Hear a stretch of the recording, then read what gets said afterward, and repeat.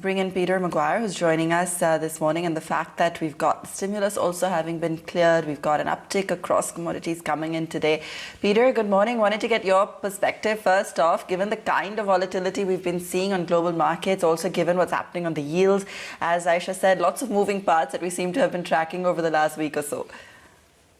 Well, yes, good morning, Ava, and all the very best International Women's Day. It's certainly a time to celebrate. So where we are as far as markets, we saw Friday night, we saw those better than expected non-farm payrolls, and they really shot the numbers out as far as 379,000 versus an estimate of 200,000. So that showed us that analysts don't really know what they're talking about. The second part was we saw crude oil bid strongly up, and on the back of geopolitical concerns as far as Houthi rebels firing missiles off drones and so on into Saudi. So we're at unbelievable numbers as far as crude oil, certainly putting a handbrake on the Indian economy and global economy, Ava.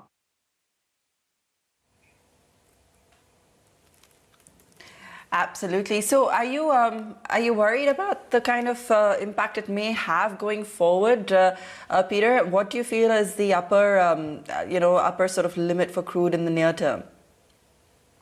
Well, I'm worried on a number of fronts. First off, I'm worried from the price of crude and the unavailability of the average purse coming out of a COVID 2020 that, countries were decimated. Since the Biden administration's come to power, crude oil is up the best part of 55 to 65% since the announcement as far as the election. So we're talking really 4 short months, and you've got that huge rise to the upside.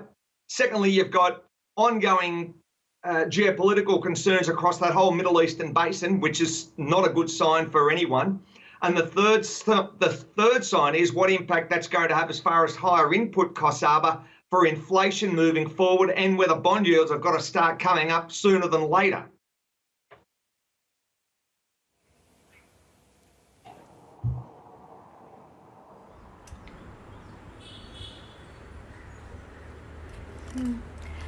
Peter, give us a sense as to what you think this is likely to potentially indicate, because most of the analysts believe that now the oil price movement that we've seen is largely likely to dictate the market trend going forward. And, you've got foreign institution and foreign portfolio investors as well as domestic investors that are closely monitoring this movement.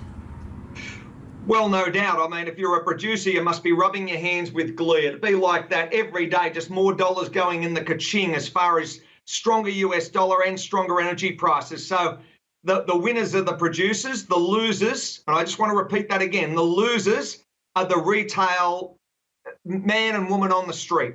They've been absolutely hammered on this as far as their spending power, and then we're going to be hit with naturally higher input costs for all forms of transportation, moving food, services and whatever else across any nation. So we'll be paying more for everything. And the next part of course, is many people are very, very financially hemorrhaged after 2020. So there's no compassion, certainly from the international energy producers. And how coincidental that we see a new administration in America and we're back onto the old rantan as far as missile strikes and all of that leading into geopolitical concerns. Seems coincidental to me.